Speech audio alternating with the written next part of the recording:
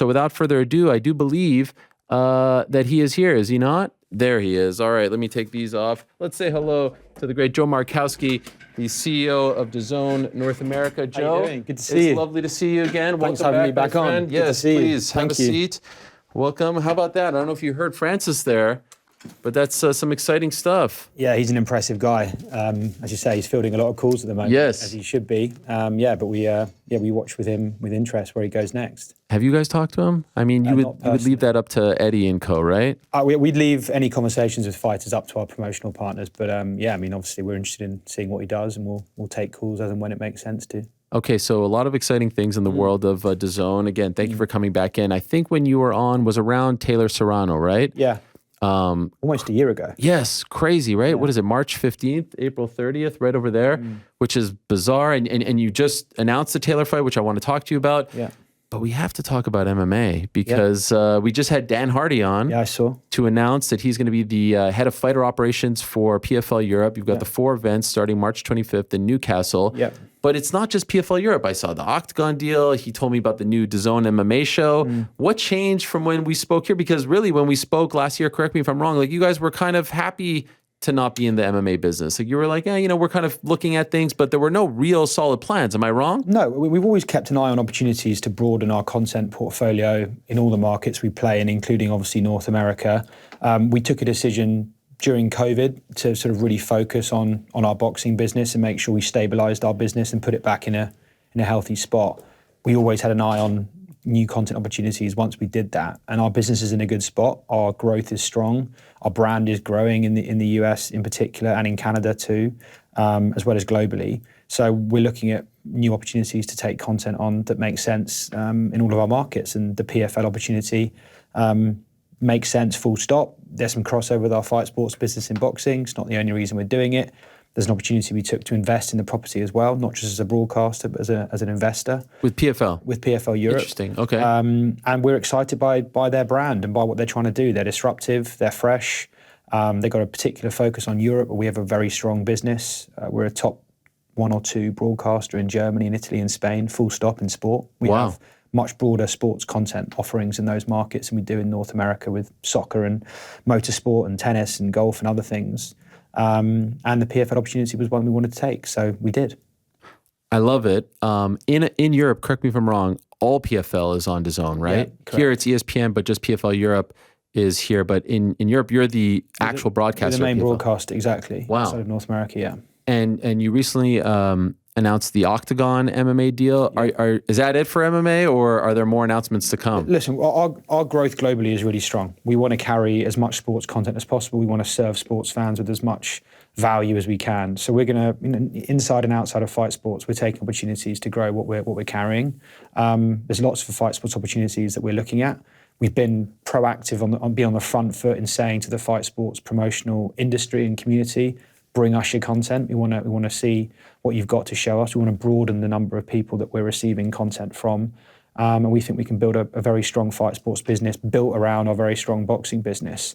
It's not restricted to fight sports. It's not like we're just looking at boxing and MMA, but it does make sense for us to grow from our sort of boxing roots in North America and with the global platform business that started with a lot of boxing content. So we are, we're excited by adding more and more MMA content to the platform, notably the PFL. I'm just curious. I know you have smart people working for you, and I always wonder about this because I'm a big boxing fan. Obviously, I'm a big combat fan, but I always wonder about that Venn diagram. Yeah. And actually, the more it's probably because there's so much MMA. Yeah. It's hard to be a fan of both, really, because it's almost every Saturday that there's a UFC. What do you think? Like, how big do you think that middle part is between MMA, boxing? Because the more I actually live and breathe and actually talk MMA and boxing on this show, I kind of I'm sort of noticing that it's actually a lot smaller than I used to think it was. What do you think? Well, it's particularly important to have smart people working for you when you're not particularly smart yourself. So we make sure we do that at DAZN. I think for mainstream sports fans, the crossover between those of mainstream fans who like boxing and MMA is pretty strong. People who like big fights, I think there's a big crossover. Okay. If you're a casual sports fan, you're primarily a soccer fan or a football fan, and you watch fights occasionally, I think big MMA and big boxing fights can capture your interest based on the strength of the narrative and the strength of the promotion. So a big Conor McGregor fight in the UFC versus a big Anthony Joshua or a Canelo fight in boxing, they engage the same sort of groups of people. I think probably boxing has got a broader reach globally than MMA has in that community. I think at the sort of hardcore level, there's less of a crossover than you think from a percentage perspective. There definitely is some crossover, but I think if you speak to hardcore boxing fans, they don't want to talk to you about MMA as much as you'd think. Okay. And it's probably the same with MMA fans and boxing. I do think MMA has eaten the lunch of boxing, maybe in the last 20 years. I think boxing's on a really strong growth trajectory now to reclaim some of that land, but there's room for both. And I think that there are fans that cross over, and I think it's not an impossible job to sell a boxing fight to an MMA fan or vice versa. I think we can build it. Them living under the same roof on DAZN increasingly, big fights from different promotions, I think will help. We see tremendous sort of engagement of new content we put onto the platform from our existing base of fans. We're quite good at serving them that content and offering it to them.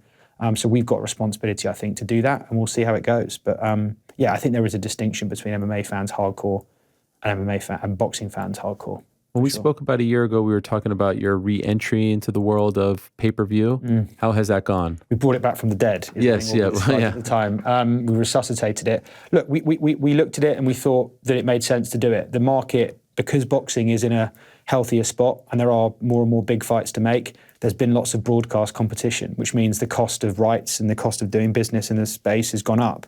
We're not ashamed to be a business. We need to make returns on our investment.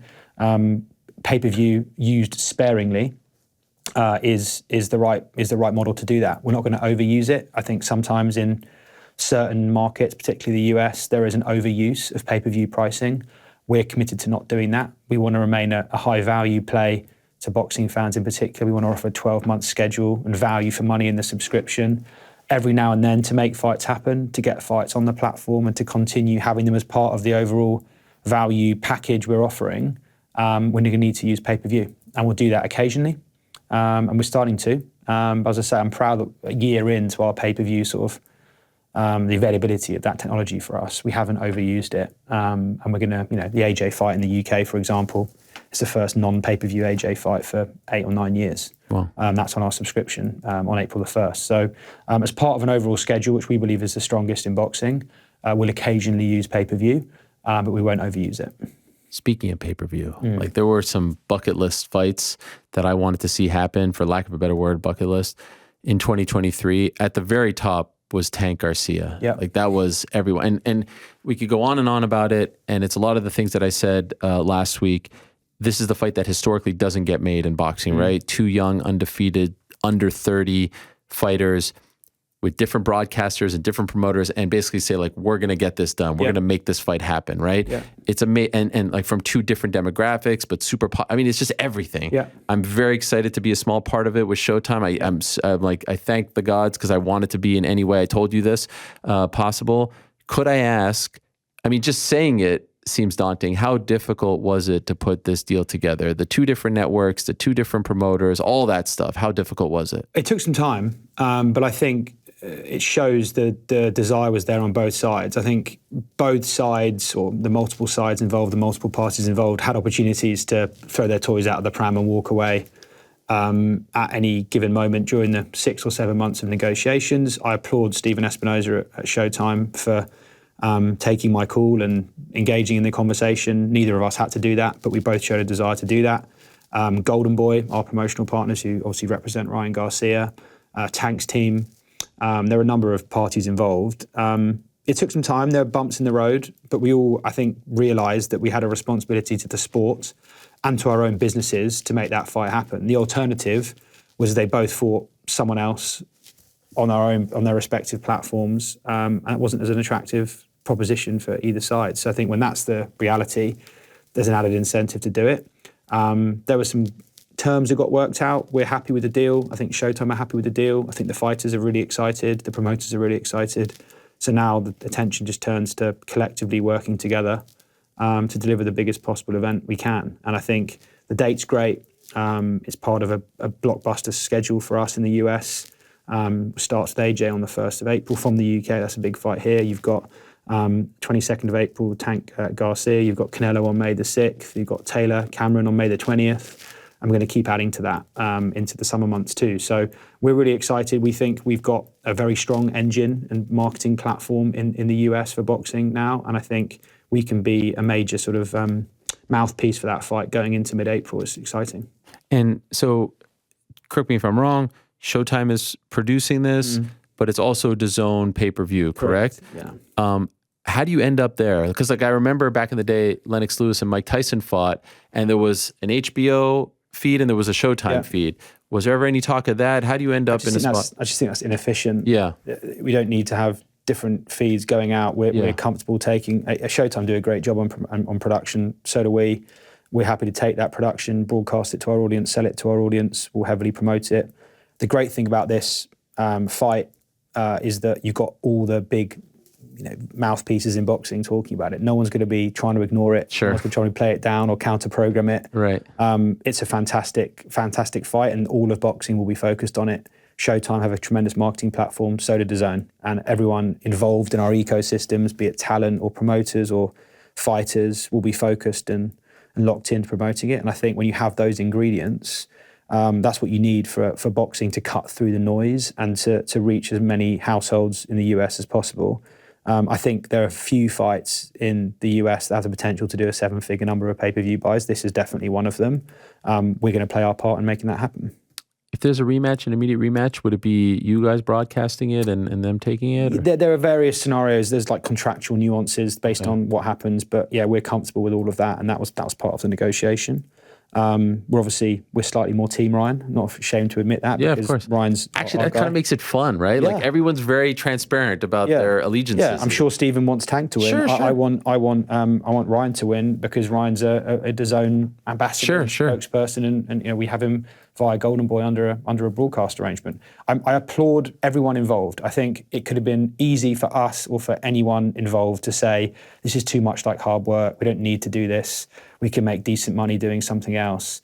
But I think if boxing doesn't do this, boxing risks becoming less relevant because there's nothing that's going to turn fans off than the big events not happening. In no other sport does Manchester United not play Barcelona in the Champions League final because they can't work out commercial terms. It doesn't work like that anywhere else. Even Nottingham Forest won a couple of Champions League or the original European Championship. 79, 80, I remember it well. This is a unique problem in boxing, and I think we've made a statement publicly that we want to try and be a part of the solution. We've probably been part of the problem historically, given our exclusive relationships with fighters. But as we've got more mature in the boxing business, we're 5 or 6 years in as a boxing-focused broadcaster, we recognise that we have a responsibility to invest in covering the full sport. We do that with the DAZN boxing show. We'll do that with the DAZN MMA show. We also have a responsibility in our deal making to find ways to make big fights happen. And I think we want to continue working with that front of mind. If that means we have to trade, a fighter goes off platform, we get a fighter from a different stable coming on platform, we're open to that. We're open to sharing rights in the way we are for Tank Garcia. We're open to producing and distributing like Showtime are for DAZN, but the other way around. We're open to all of it. And I think boxing needs that sort of pragmatism and commercial flexibility if it wants to keep driving engagement with new fans. What's really exciting about the YouTube and crossover boxing phenomenon, which not all of your audience are going to like, it's definitely engaging young fans in boxing. We recently announced a deal with Overtime, who are one of the leading sort of platforms for youth sports engagement in the US, and that sort of Gen Z generation engaging with sports content. The patterns of their behavior are so different to my generation or your generation. Sadly, we're no longer the young people. Yeah. We are seeing huge growth amongst that base of fans in boxing. They love boxing, they love the beefs, they love the narratives, they love the fact it gets settled in one night and the respect that follows. Boxing has an opportunity with that audience to keep growing and leverage the fact that some of the biggest marketeers of that generation have chosen to do boxing. Ryan Garcia and Tank are from that generation. Right. They have an audience with that generation, and they've made a deal that will reach that generation and beyond. So I think boxing has an opportunity. If it doesn't take it, there are risks attached to that, and I don't want to be part of the reason that happens. I want to be part of the solution for why it doesn't. So let's talk more about that. Misfits Boxing, a big part of your stable, right? KSI and company. Thus far, I think the first one was in late August, right? Just had a recent one. What do you make of how it's going with KSI and his team, Mams Taylor and company. Mams Taylor and Callis Owland and the crew are great. I was with them last week on a ranch outside Nashville for a relatively obscure strategy away day, but that's another story altogether. All right. Yeah, look, it's great. We are super excited about it. I think pre-COVID, 2019, November, we gave birth to big time crossover boxing with KSI Logan Paul 2. Yeah. That was a tremendous success for us. It was before the launch of our UK and global business. And we looked at it and thought if we'd had a global platform live and a UK business live, that would have been even more of a success. We now have both of those things. The US and the UK are the home of those sort of that phenomenon of crossover YouTube boxing. We learned a few things in that process. We tried to mix what I'd call real boxing, core boxing with crossover celebrity boxing. I'm not sure that's the right way to do it. I think you need to separate the two products. So we've done that, and we've invested in our own promotion, really, which is the X series with Misfits. We've seen tremendous success with it. It's a completely different demographic of fans. It's that new, younger audience. It's new subscribers for us. It's new revenue for us, and it's a new product on our offering that is really fun. And we're testing and learning with it. We're taking new formats and format innovations. So we had a tag team fight on the most recent card. We've had KSI fight twice in one night. We've had a mystery opponent revealed during the ring walk. This is the stuff that cuts through. It's sports entertainment, and there's ingredients from WWE. There's ingredients from an inspiration from boxing, from MMA, from entertainment television, from music. Sports sometimes forget that it's entertainment, and sometimes sport takes itself too seriously. Clearly, we're going to take it seriously from a promotional perspective and a health and safety perspective and an operational perspective, but also we want to have some fun with it and tailor it in a way that reaches the next generation in the best possible way. I'm going to do so unashamedly. We're not reducing our investment in real boxing or real fight sports. In fact, the opposite. We're increasing our investment and increasing the volume of shows. This is a different thing that serves a different purpose and reaches a different generation of fans. In doing so, it's definitely starting to bleed those fans into being hardcore boxing fans. They will watch Garcia tank on DAZN as a result in higher numbers than they would have done otherwise. So it's good for the sport, and I think it's good for our business. And I love working with KSI. He's a fantastic business person. Your response to the people who say like this is ruining boxing and the tag, like it's one thing to do the influencer, but like the tag team stuff is a little too crazy. I saw some comments from the British Boxing Board of Control. Like it feels like people are starting to wanting to draw a line. Like, okay, this is too crazy. Do you have any response to that? I think I understand the hardcore boxing fan position, some of them. I've actually been surprised by how many messages of support I've had from people I didn't expect to have, a supporting position. Like people in boxing or? Like proper boxing people. Wow. Eddie Hearn, my good friend, finds it hilarious and he enjoys it. I've had messages from Ludabella and other people saying, this is working, this is what the sport needs. I hope they don't mind me saying that. I think clearly it needs to be managed properly. It can't go too insane. It's not a travelling circus. There's clearly health and safety considerations that are absolutely at the front of our thinking and of our preparation for all the events. But it's well governed. There's strong refereeing. There's rules. The fighters are well aware. These people are entertainers. They perform. They get what they're doing, and it's fun. And I think as long as we stay true to our commitment to real boxing and real fight sports, which we are, then I see no reason why we can't do both. Okay. Jake Paul just lost. I know it was like a one-off for him with ESPN. Are you guys interested in his next fight? Are you talking to them? We've worked with Jake a number of times. We're always in conversation with Nikisa and Jake. We'll see what he wants to do next. I think they're planning their options. It's like Jake versus KSI is the fight. Yeah, that's an obvious one that will happen at some point soon. It's like Jake versus Floyd. Don't know. Shoot me in the head. No thanks. I'm focused on the fights that I know we can make. I think Jake KSI would be the masterpiece of crossover boxing. Right. It's done at the right time, that's like the one. And I think everyone involved in that knows that and wants it to happen. And I think it's probably not a million miles away from happening. I don't necessarily think it happens next, but I think in the next 12 months, that fight is definitely something we're considering. That is a huge sort of stopping traffic moment, I think, on both sides of the pond and globally. They're both huge audiences. The internet stops for that fight in a way that we probably haven't seen since KSI Logan Paul 2, which is super exciting for a business that's invested in that space and has relationships with both guys. We're going to be involved in that in some capacity, and we're excited about it. Do you still have any kind of relationship with Logan? Because he keeps hinting at wanting to fight again. Logan's a busy guy. Yeah. He's doing his Prime. I see you got some Prime over here. He's doing his WWE stuff. He wants to box, but I think he'll take his time and wait for the right moment. We're in regular dialogue with him and his team, and he knows that we'd love to keep working with him if we can. By the way, what about pro wrestling? I know you have Impact, right? AEW as well. AEW, yes. Is there a path to more pro wrestling? Like, is there? Yeah, sure. Yeah, I think DAZN as a platform. I think sometimes in the US and the UK, or North America and the UK, well, I imagine the majority of your audience is coming from. There is a perception that DAZN is just this boxing business. Our boxing business is big, but it's a minority part of our overall business. We're a sports broadcaster. We want to be an innovative sports broadcaster. We want to be a platform, a destination for all things sport. And I think we're talking to every major rights holder on the planet. We've announced a 10-year deal with the NFL globally outside of North America. That is really exciting. We're a long-term partner of the NFL's in Canada.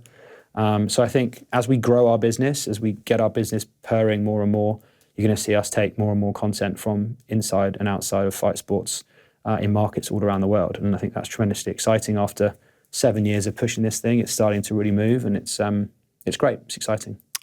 I love the boxing content. I'm very happy that you're in the MMA business once again. You know what's my favorite content on DAZN? What's that? The darts. The darts is just, I mean, I think Barry Hearn and Eddie Hearn, I think, are going to pay you lots of money to be the face of darts North America. The stuff that we've done with the darts, I mean, I don't know if you saw KSI and I mean, Michael Rappaport was incredible theater.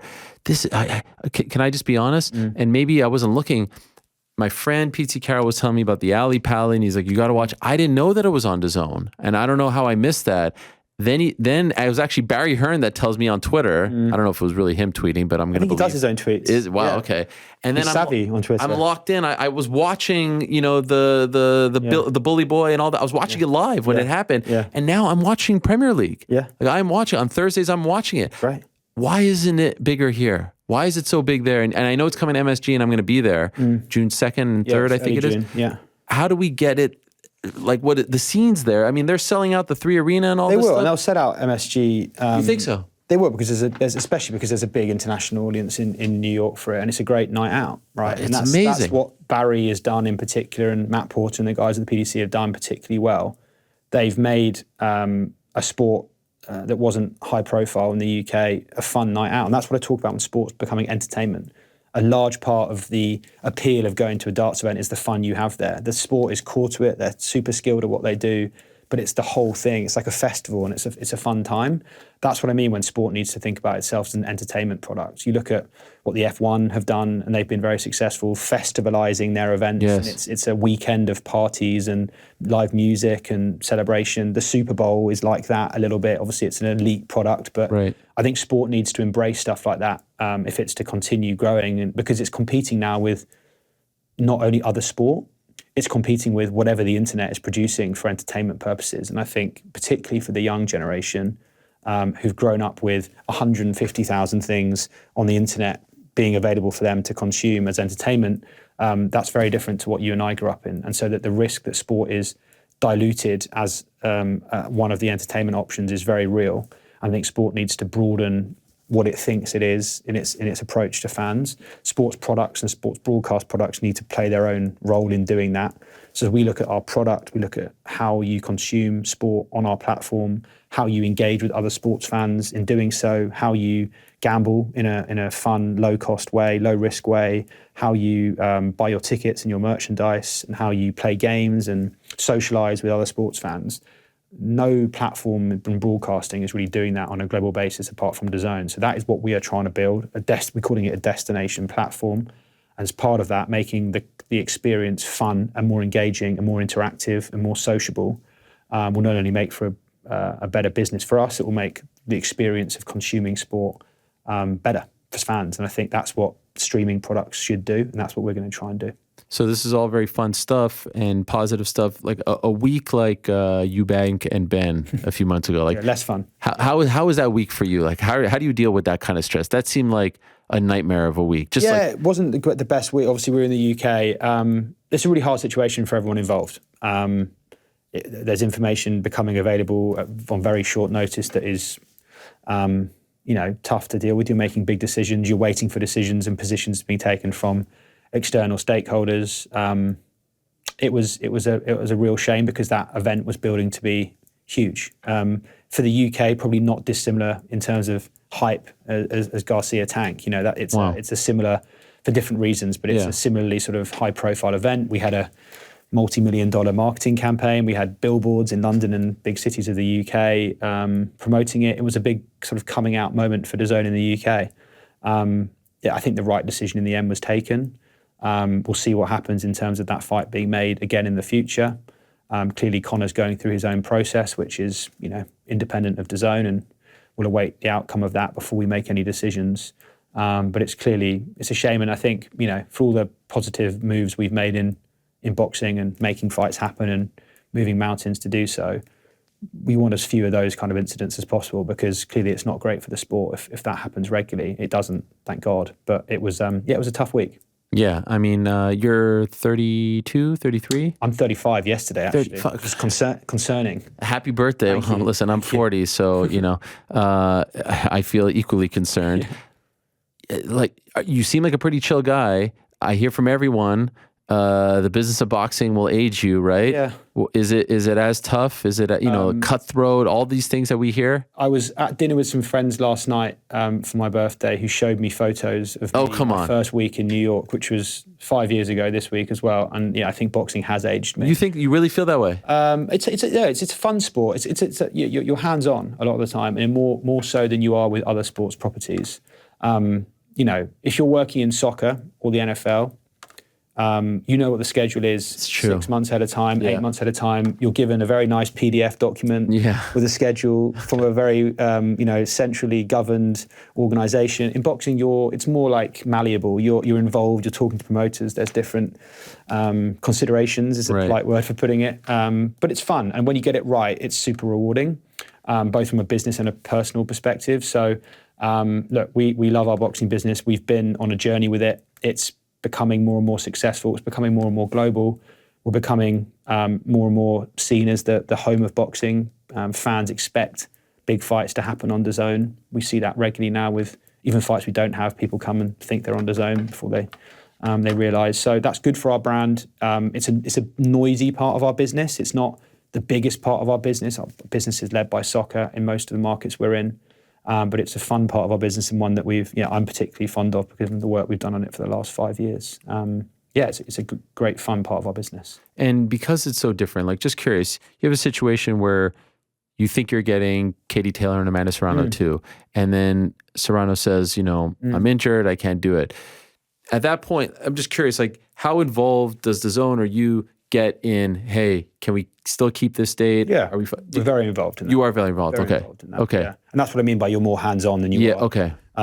It's not just like, hey, Eddie, let us know when you decide? No. Okay. It's much more hands-on because we're a major part of the economics of the events. So we've got a seat at the table in decision-making, a very active one. As a result, we've built very strong relationships with the likes of Eddie and Eric Gomez at Golden Boy and the various promoters in the market. What I think is great now is things like Tank Garcia, because of the position taken by broadcasters. I think broadcasters do have a responsibility to say, guys, play nice, make these fights happen, and here's why, and there's a reason and an incentive to do that. It is like herding cats a little bit sometimes in a fun way. And I think broadcasters have a responsibility to say, we want this to happen, we're willing to pay X to make it happen. That's in all your interest. Please, let's sit around a table and make these fights happen. You have to be somewhat fluid. You have to be somewhat flexible. If a fighter gets injured or there is some reason to move an event, you do, if it makes sense. But we are increasingly smart at how our business works and what our subscribers want and when we want those fights to happen. And that shapes, it's a puzzle, and you put it together and it generally works. So I'm not just saying it because it's happening, but I said it on Monday. I said it to some friends of mine in Ireland. I'm looking forward to this Katie Taylor fight more than the rematch because I saw the first fight and it was great. And of course, I'd love to see it again, of course. And it's not just because I'm a huge Katie Taylor fan. The idea of her moving up, undefeated versus undefeated, undisputed versus undisputed, going up to try to get a whole other set of belts, and the homecoming all together. This isn't just some random fight in London or something. Like, this feels like a big freaking deal. Are you happy? I mean, did you, obviously everyone was hoping for the first fight, but we were also hoping for the rematch at Croak. And then Croak didn't happen, and that's cool. Just her fighting back home, to me, is special enough. Yeah. How do you feel about how everything, shaked out? I think the first fight, Taylor Serrano, it transcended boxing. Mm-hmm. It transcended sport and became a bit of a moment in time for equality in sport, actually. And I think it meant more to the fans watching it, or a portion of the fans watching it, than just a boxing match. I think Taylor going home to Ireland for different reasons has a similar feel. She's an icon. She hasn't fought there ever as a professional. What she means to Irish fight fans, what she means for Irish people is huge. She's got an audience that most fighters don't ever reach in terms of how transcendent their stardom is. So I think there's huge elements there. The other thing to say is, it doesn't mean Taylor Serrano 2 won't happen. It's just not going to happen right now. Everyone wants to make that fight happen, and as soon as Amanda's back fit, then there'll be conversations about that. So I'm very excited about it. I think I'm excited about the spring schedule we're putting together. That's definitely a marquee of it. I think it sort of kicks off properly April 1st with AJ. And we're through a very strong April, as I mentioned, into a strong May, and we're going to continue making some announcements into June and July in the core boxing space and the crossover boxing space. And in doing so, we're going to keep, motoring ahead and growing our boxing business. So, I'm excited about it. I think Katie Taylor deserves all the accolades she's getting. She deserves the opportunity to go home and showcase in front of her fans. And hopefully she does it a couple more times with the Serrano rematch too. Based on what you think we ever see her fight at Croak? Let's see. I think I think sometimes fans don't appreciate the numerous considerations that promoters and broadcasters have to take into account. It's not as simple as saying, that would be iconic, that would be historic, let's make it happen. Yeah. There is a number of, you're talking about multiple businesses coming together here to make something happen. Maybe, let's see. The economics need to make sense, and the timing needs to make sense. And, it's not like the US where you've always got weather somewhere in the country with a stadium that makes sense. You've got a few months a year whether you can host an outdoor fight. So let's see. But as I say, Taylor Serrano 2 will happen at some point soon. Where do you think we're headed as far? I would imagine part of your job is to try to foresee the future. Where are we going here? Like, is we're clearly as a nation, or no. Streaming, all that. Like, we're clearly in the the OTT era. Yeah. And it seems like we're going more and more into that. Do you foresee a big change coming in the next few months, next few years? What are you sensing? I see, sort of speaks to what I spoke about earlier. I see a world in which what it means to consume sports content on a streaming platform is not how the public currently experience it. I think it becomes a much more multifaceted experience with content, live and on-demand content being central to it, but not the only thing going on.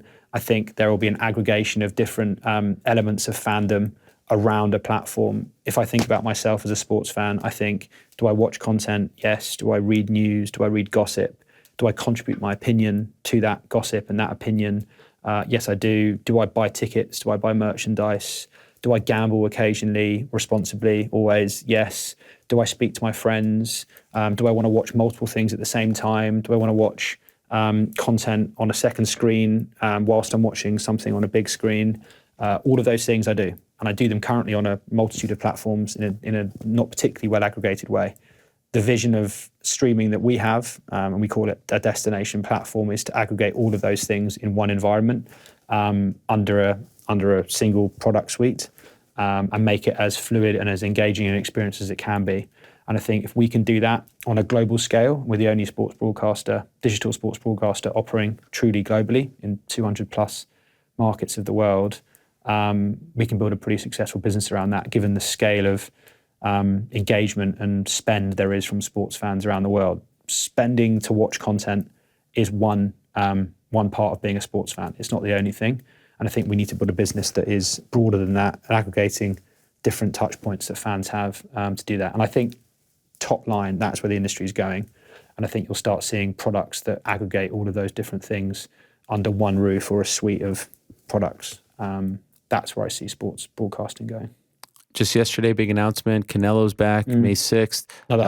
Another homecoming, which is going to be tremendous. He hasn't fought there in over a decade. 55,000 or so people expected. Cinco de Mayo weekend, all this stuff. Is Canelo your biggest star on DAZN right now? Like, is he? I'm sure you have those numbers, right? Like, who the fans watch the most on your platform? Consistently in the US, Canelo is the biggest draw. Yeah, for sure. AJ in the UK, his first fight in the UK we have on April the 1st. Yeah. Another homecoming of sorts. Him at the O2, which is where he started his against Jermaine Franklin. Journey. So yes, Canelo is. AJ is. I think we're building a roster of superstars on DAZN, and I think AJ's one, Canelo's one, Katie Taylor's one, KSI is a different kind of one. Yeah. But we have big name fighters who drive big audiences. Canelo is consistently doing that. So this is a big one. Big one. Cinco de Mayo weekend, Canelo Alvarez.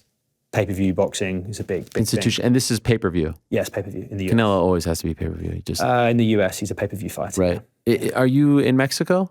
We are in Mexico. We carry non-exclusive rights to Canelo's fight in Mexico. He has a free-to-air partner down there, TV Azteca. Oh wow! But we are working in collaboration with them to deliver this, and I think, Canelo fighting in Mexico is transcendent as well. It reaches Mexican Americans and Mexican people in a different way to just being a boxing fight. It's Cinco de Mayo. He's fighting in his home state in Guadalajara. That's super exciting for Mexican fight fans and Mexican people. So we're gonna promote that. Very exciting stuff. I'm a big fan, as you know. Delighted that the Tank Garcia fight was made. Last week was great. Even Tank showing up 90 minutes late. Maybe for the broadcasters it was annoying, but like I enjoyed it. Yes. I wasn't personally there, so I enjoyed watching it. I also enjoyed what he was wearing. Oh my God! Both days, both guys. I've got a pair of those Oakley sunglasses. You do for hiking. I don't look anywhere near as good in them as he does. No, so. the whole fit was tremendous. I don't know if they were shorts or short pants that he was wearing. The purse was great, and then the next day, the theater of Ryan waiting for him to show up. All of it was fantastic. And I saw you sort of shit stirring that from the studio. I enjoyed that. You call that shit stirring, I call that journalism. Doing your job. I agree. Journalism. I agree. It's new age journalism. I was just trying to get an update on where he was. So that's April 22nd, as you said. Anthony Joshua, April 1st. Katie Taylor on May 20th. And a whole host of other things to come. Now, one thing that we love to do, as I said earlier, I love the darts. Oh, yeah? We're doing that, are we? Okay, sure. Were you expecting I wasn't expecting to play darts, but I'll play darts. Why not? I mean, you seem a little reluctant. I'm not reluctant at all. How good are you? I mean, I feel like the only times I ever play is on camera against Brits on camera in your studio. And by the way, I smoked Eddie Hearn. Did you? I smoked him. He literally owns the darts. He does, and I still beat him. Well, he's set to inherit the darts, actually. I've beaten everyone. Oh, we have the Sky Nicholson, by the way, a 93. Okay. It's 3, by the way. It's 3. She smoked me. Well, 120's the 180, sorry. 180 is the top. Yeah. She said she had never thrown a dart in her life, and she got a 93. Eddie's 23. I'll say this. Is that shocking? It's pathetic. It's pathetic. Yeah. For a guy who literally owns the sponsor property, he owns the rights holder. I was shocked. That's not great. Chael Sonnen got a 40. As you see, I killed him. KSI, we had the back-to-back. He wanted the instant rematch. Michael Rappaport got a 0, so you can't do worse than that. He missed the board, did he? Totally missed the board, and then got 2 off the board. And then we had a controversy with Jack Shore on Monday. It's currently being ruled as a no contest. So wanted to go head-to-head with you. If you want a view of how much boxing has aged me, the photo you've just shown there is a good example. What year is that from? It's 2019, I think, probably. 18, 19. Just what, 3-4 years ago? Yeah. It's not quite as bad as the US president pre and post office, but Obama. It's not a million miles off that. The Obama one, exactly. Do you play darts? Not actively, but I have played darts. You have? I mean, every British person has played. In any pub, there's a darts board, Are you nervous? No. I want to propose a bet. You said you're a gambling man. Okay. So you could throw one back at me. Okay. I bet you $50 I beat you. $50, okay. Yeah. I wasn't. Do you have Venmo? Yes, okay, of course. Good. Okay. If I beat you, I'm a part of the Katie Taylor broadcast on May 20th. In some way, shape, or form. Are you prepared to make that bet? If not, I have to pay you $50. I will find a way to involve you in some capacity. Am I putting you on the spot here? No. I've already made it known that I want to be a part of it. I know that the DAZN legal team may see this and have some questions. Oh, is that... Okay, I don't want that. No, I'm joking. I don't want that. Okay. $50 and that as well. Okay. Fine, good. Let's do it. Let's do it. All right. Now, this is fun. I'm a little nervous now because of all of this. Well, this is your career at stake now. Yeah, I mean, geez Louise, this is a massive opportunity. I will let you have the blue, okay, if you don't mind. And there's no practice shots, are there? No. I always give one. One practice shot. Practice okay, shot. we're going. This is the oki. Now, this is called an oki. You know that? What does that mean? An oki. It's the line. Oh, I didn't even see. You know way more. Just there's elements here. Right. There's a camera and a light. There's a light. Okay. No. My hands have got a little bit clammier now. Joe Markowski, CEO of DAZN. 12. Okay, not 12. Great. How do you feel about that? I mean, not awful, but Okay. not great. I don't think that was bad. I mean, it was better than Michael Rappaport. You feel good? Yeah, I feel good. Am I going first? You're going first. Okay. The floor is Best yours. of luck. $50 or a Katie Taylor. $50 and your career progression. Yes, as well. exactly. Oh shit. Oh, off the board. I feel good about this. That's not good. No pressure, Joe. 20. 20, okay. Famous number. 21. That's not great. Okay, wait. Is that a triple one? No, it's not. It's a 21. Okay. That's very poor, actually. I'm How do very you feel? How do you feel? I feel like I've lost $50, actually. No, it's not 50. Well. If I beat you, you get. Okay. I was operating on the basis. Deal, right? Okay, fine.